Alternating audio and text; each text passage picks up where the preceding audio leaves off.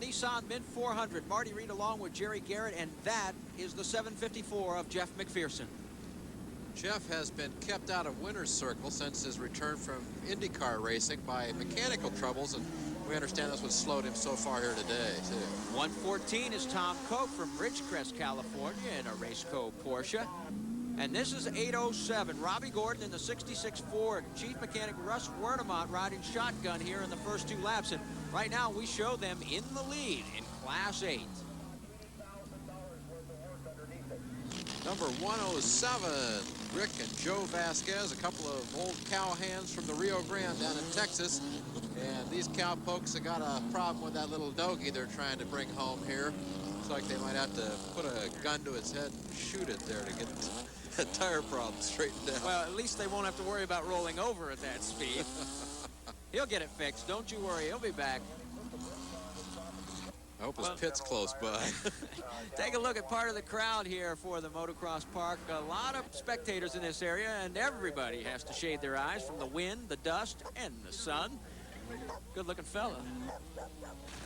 Uh-oh, this is not a good-looking shot. This is Steve Serapis. Well, Steve's out of the car, and from the level of activity that's going on right now, I'd say that looks terminal. 1018, John and Ron Ellenberg of Las Vegas in a Raceco VW, followed by the 1025 of Greg Auski and Jack Woods in a Woods Vulcan VW. And boy, don't turn left here. It's a straight drop down. Look at the way Dave Shoppe's running through here, Jerry. Look at how fast that Class 2 car of Carl Wilson and Glenn Wolfe is closing on him. Now, this should be a faster section for the trucks, and would be doubtful that the buggy could overtake Shoppe as easily as it is doing if Dave was running well. In fact, it looks like Wilson is just going to be able to come up and just take over Shoppe any old time now.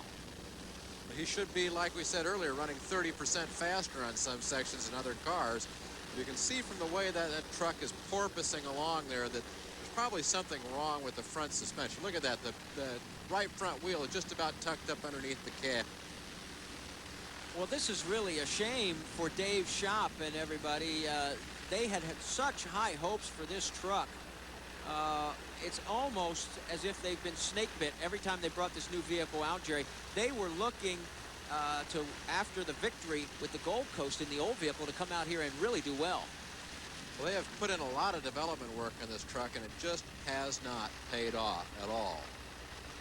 Now, Dave's pulling his helmet off, and thumbs down, so it looks like the race is over for them. But take a look at that suspension down underneath there, and well, they're just shaking their heads. Look, that's broken. Let's go to Marty Reed now, who's with a rather disgusted Dave Shoppe for a look at what's going wrong. Well, we lost the right radius arm on the truck. It broke right in back of the shock absorbers, and apparently that's just one more story in our tough year we're having out here. When you moved out of the way for that 200 vehicle, could that have been the blow that did it? No way. Just a design flaw or something that you're just going to have to go back to the shop and work on? More than likely, yeah, it's a design flaw. It's something that I'm not very happy about. We really figured that we had a handle on the front end for this race. The spring rates were a lot better, and we were still a little soft on rates, but yeah, it's a design flaw on the front end of the car, definitely, without a doubt. That's a tough thing for a guy like that to have to admit. Well, and they've done so well. I mean, last year he won the championship because he was consistent. Number 233 coming into our picture here is the Mirage Toyota of Lon and Lou Peralta. And look at the dust. It is really getting bad out there. 237, the Raceco VW, Jim and Mark Temple, a father-son team with 2 overall victories in the Mint 400 to their credit. And somehow they're managing to plod their way through all the heavy dust. One of the 1-2-1600 class contenders is number 1612, the VW-powered Raceco of Doug Smith and Tim Monroe. I'll tell you what, it was hard enough looking through the lens cameras and look at the view inside as Steve Kelly hits the wipers to try and get rid of the buildup on his windshield. You can hear him feathering the throttle. He's on and off the gas, trying to bring his speed down and then back up when he sees the road ahead of him a little bit better, trying to grope through the dust and hope that there's no one stopped in the middle of the road in front of him. That's happened before. That happened to Larry Ragland at the Great Mojave 250. He hit somebody dead stopped at about 70 miles an hour, just about totaled the truck. And there's no way you know about it, because you can see for yourself just how little vision you have through that front windshield. Now you see him making a shift there. There's Larry Schwackefer again, and the Class 600 vehicle. Sid Spaulding alongside, and here are the Martin brothers. They are one of the top contenders in this race. They're running up in the top 3 now by our official count. They should do well. They're the defending unlimited 2-seater champions in this race, and they finished 5th overall here last year. Well, this is Mike Leslie in 750, the defending stock 4-wheel drive mini truck series champion.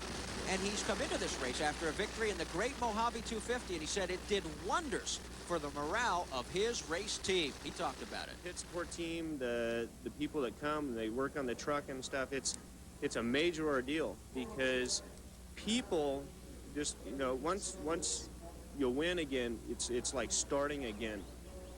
People, when they go for a long time without a win, the people start to go down, and that can pull a program down. So I mean, it's real important to actually win the races. You know, second just doesn't cut it anymore. And well, so far, Mike Leslie has had everything his way here at the Nissan Mid 400.